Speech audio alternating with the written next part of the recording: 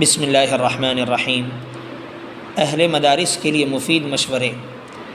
حضرت مولانا علی میاں ندوی رحمۃ اللہ علیہ اپنے تعلیمی اور دعوتی طویل تجربوں کے سبب مختلف مواقع پر بہت ہی اختصار اور جامعیت کے ساتھ اہم مشورے پیش فرماتے تھے۔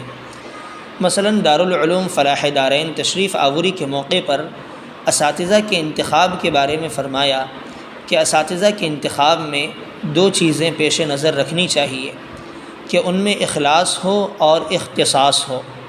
اگر ان دونوں وصفوں میں سے کسی ایک میں کمی ہوگی تو ادارے کو فائدہ نہیں ہوگا۔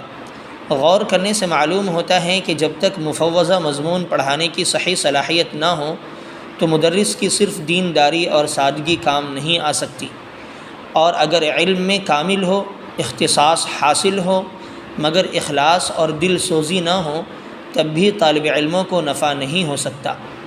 ماشاء اللہ، حضرت نے دو لفظوں میں ایک عمدہ معیار و مقیاس عطا فرما دیا۔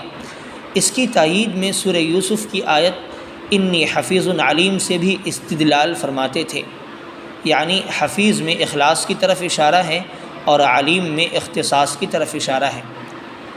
نیز مدارس عربیہ کے طلبہ کو حضرت رحمہ اللہ ہمیشہ فرماتے تھے کہ کسی کتاب کا سرسری مطالعہ کافی نہیں ہوتا، بلکہ اس طرح مطالعہ کریں گویا پوری کتاب کو آپ نے چاٹ لیا ہے۔